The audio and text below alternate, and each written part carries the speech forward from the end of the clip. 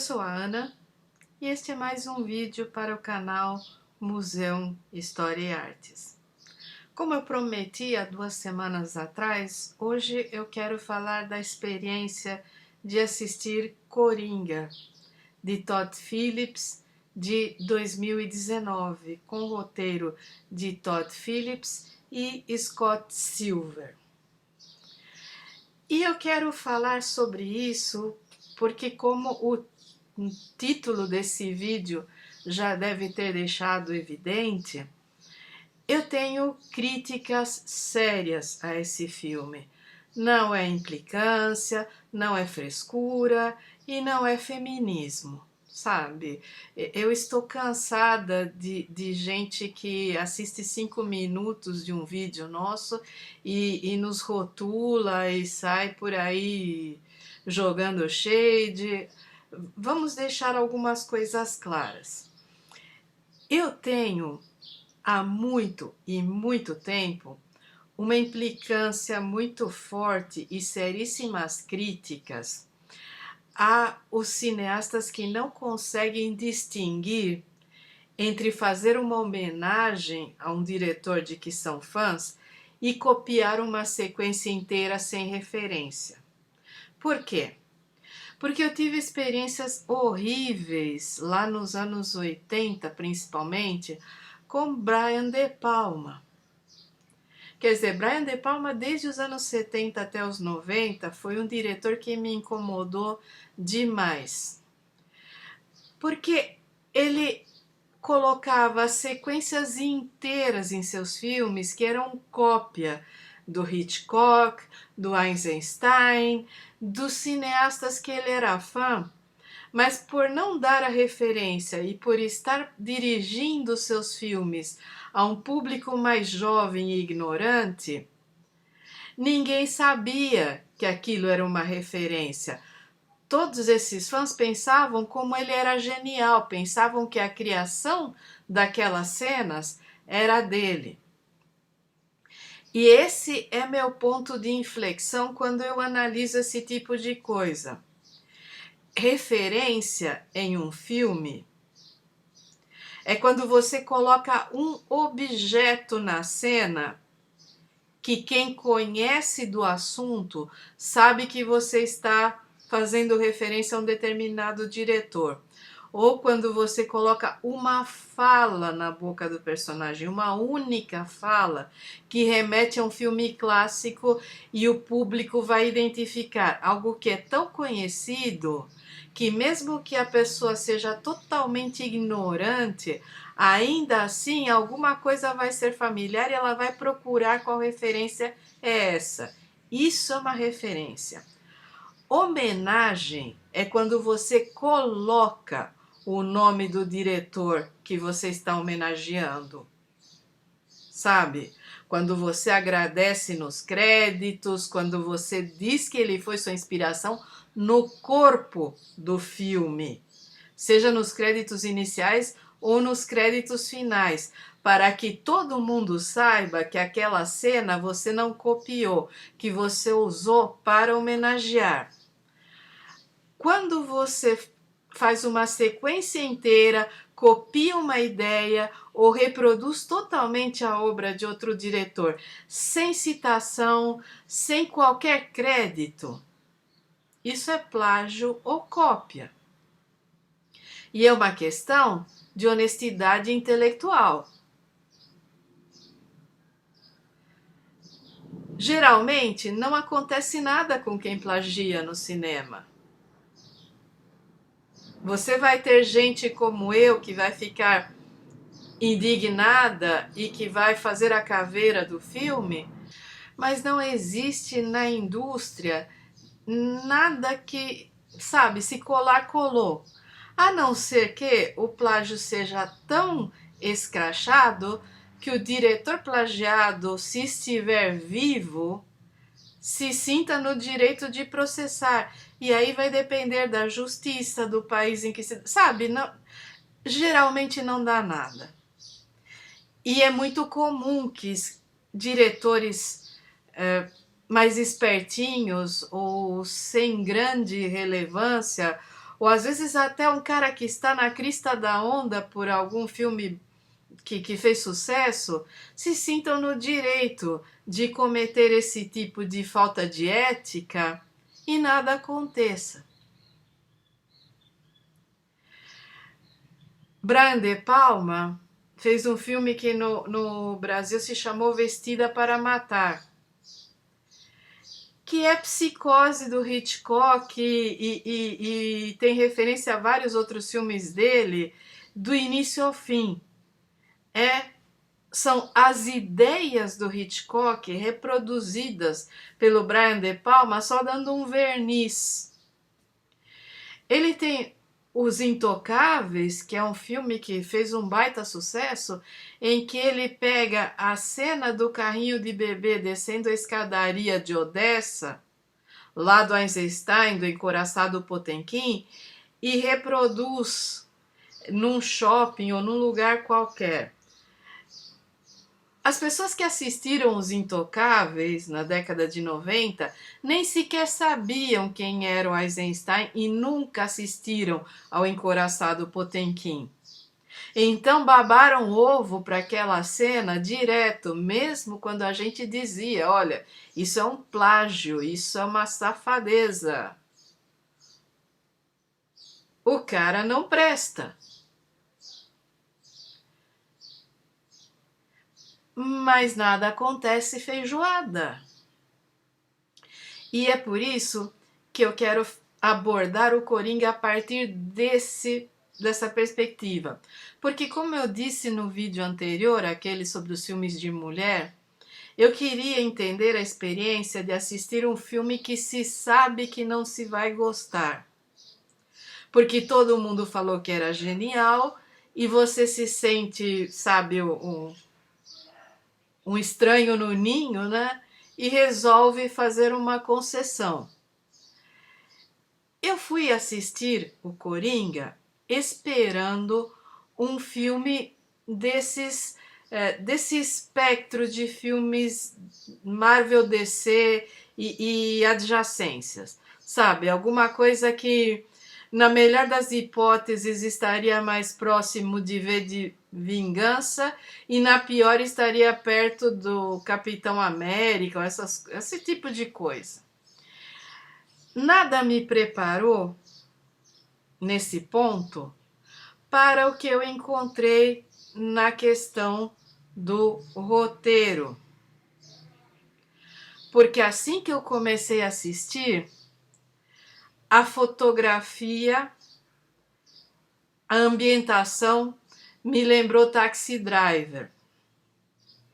E isso me deixou indignada porque algumas das pessoas que mais insistiram para que eu assistisse o filme são aquelas pessoas que debocharam do Martin Scorsese falando que ele tinha inveja das bilheterias desses filmes da Marvel.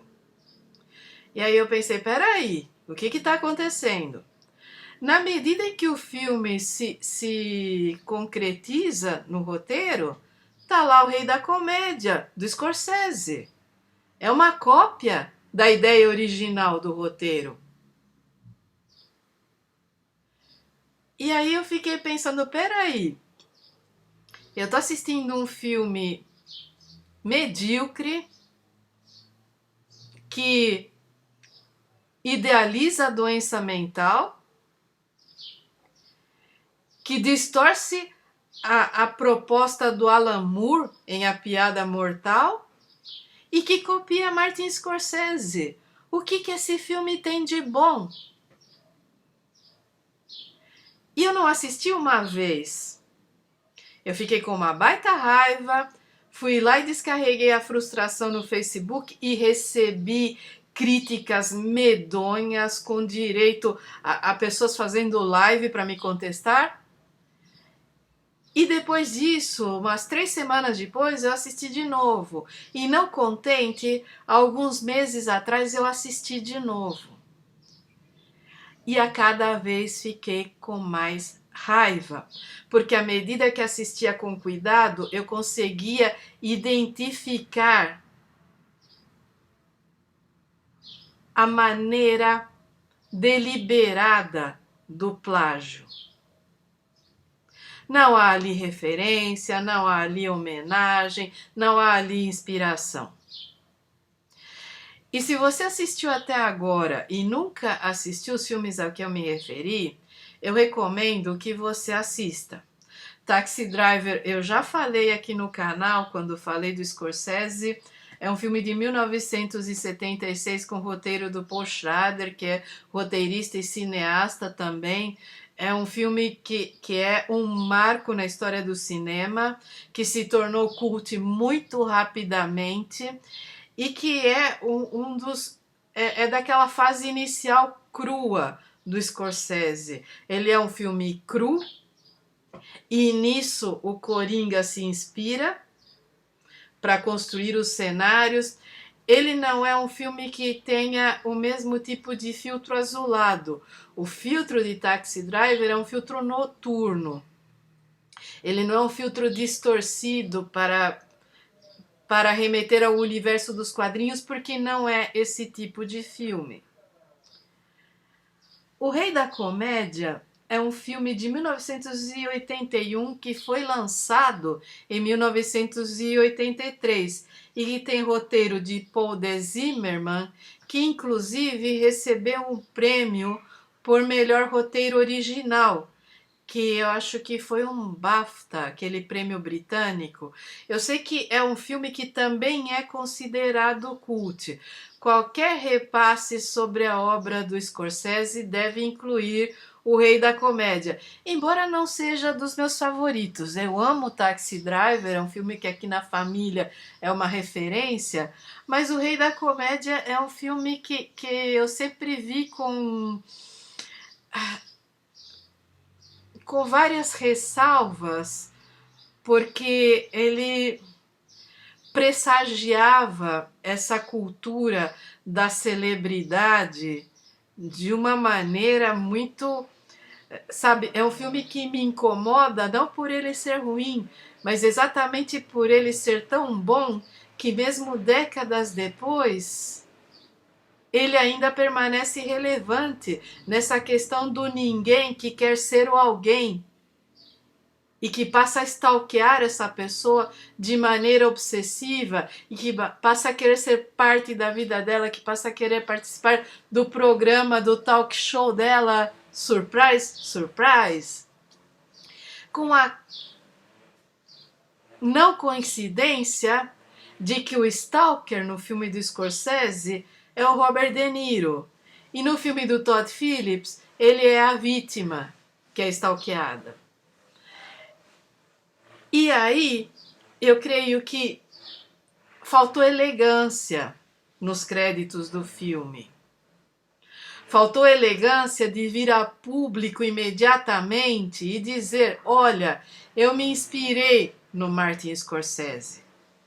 Já que o cara não tem a decência de dizer eu copiei praticamente, literalmente, várias das ideias do Scorsese que eram originais dele e dos roteiristas, faltou isso. E eu quero retomar a ideia de se assistir um filme que se sabe que não se vai gostar. Porque às vezes a gente se surpreende. Existem comédias românticas que às vezes têm muito mais a oferecer do que o mero rótulo coloca. Existem às vezes filmes que são muito bons no papel, mas que na hora da realização não chegam ao que pretenderam. Existem N motivos para você gostar ou não gostar de um filme, ou por simplesmente ter prevenção na hora de assistir. O que é importante quando a gente assiste é não permitir que o preconceito distorça a percepção. É importante olhar para o filme como um produto e tentar entender a quem ele se destina, por que ele foi feito daquele jeito, onde ele se enquadra na história do cinema e como ele se apresenta para o futuro. É claro que a maior parte do público vai na base do gostei ou não gostei e acabou por aí. E se a pessoa acha que não vai gostar, nem assiste. E tudo bem, é um direito. Ninguém é obrigado a gostar de nada, eu sempre digo isso. Se eu gostei e defendo, você não é obrigado a gostar, não é obrigado a absolutamente nada. O que eu não vou tolerar em hipótese alguma é que você tente me enquadrar e me silenciar para que eu concorde com você. Isso é uma deselegância, isso é um sinal de misoginia e, principalmente, isso é não entender a minha proposta. Então, vamos lá. Eu, por exemplo, gostei de Patricinhas de Beverly Hills, sendo que não tinha ali absolutamente nada para eu gostar. Mas eu olhei para o filme e vi muita coisa familiar. E depois, quando eu descobri que era uma adaptação livre de Emma, da Jane Austen, eu gostei mais ainda, porque eu pensei, poxa, que legal fazer uma releitura que não é um plágio, que é simplesmente pegar o espírito da coisa e jogar para uma geração nova. E dizer que é isso. E pensar nesse tipo de coisa de uma maneira que não copie diretores anteriores, que seja um produto original. Eu também fui assistir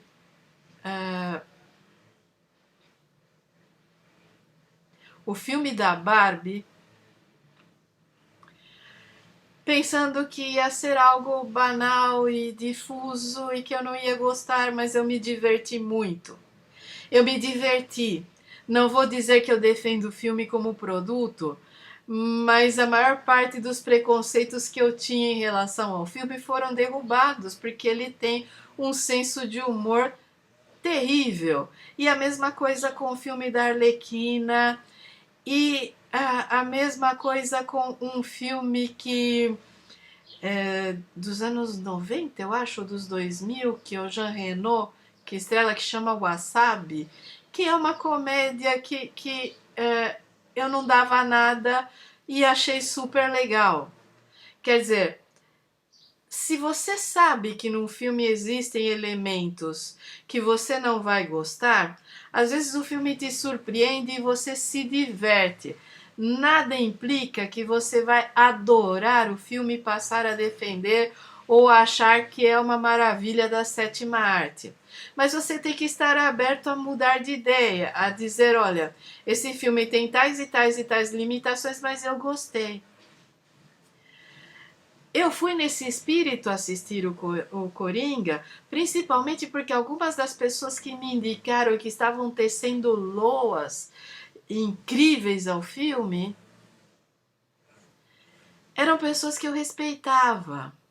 Mas o que eu quero dizer é que eu comecei a assistir esse filme de uma maneira confiante,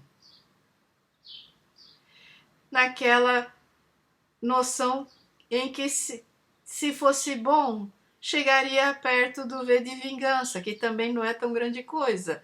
E que se fosse ruim, estaria na linha daqueles do Capitão América, que, lamentavelmente, né, esses filmes financiados pelo Pentágono, abaixo de qualquer crítica.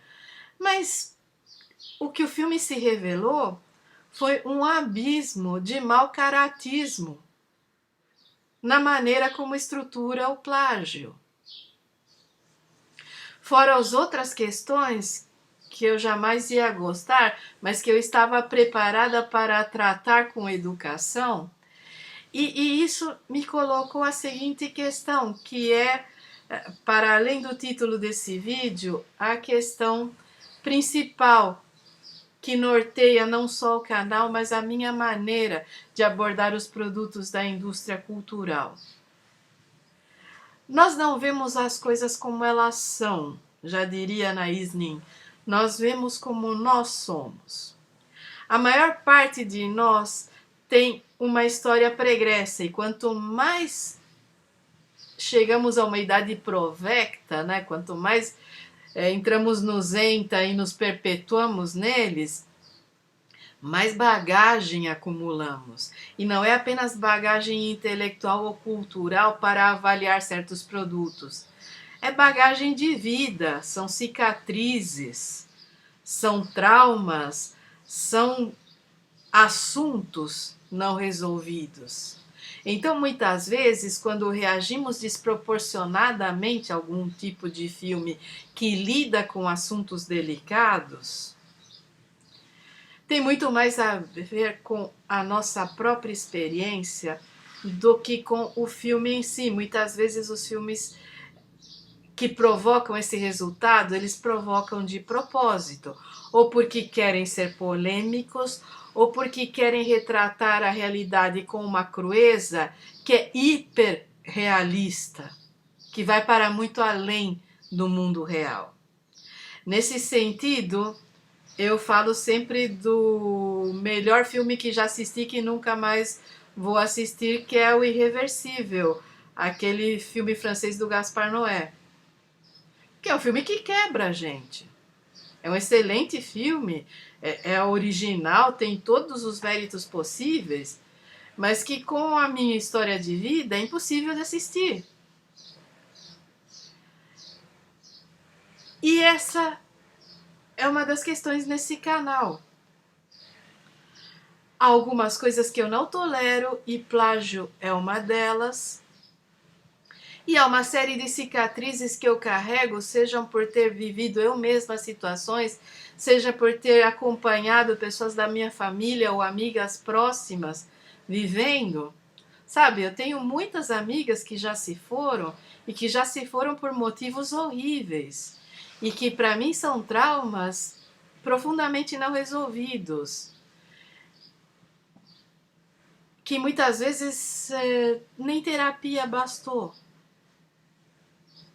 Então, quando eu faço a análise dos filmes nesse canal, é a partir do meu ponto de vista. Esse canal é meu, ele é para eu me divertir, ele é para falar dos filmes que eu gosto, então raramente eu abordo coisas que eu não gosto. E não adianta sugerir, não adianta falar como é legal, como isso, porque se eu não gostei e acabou. Eu acabei fazendo esse vídeo aqui especificamente porque de 2019 para cá muita coisa aconteceu.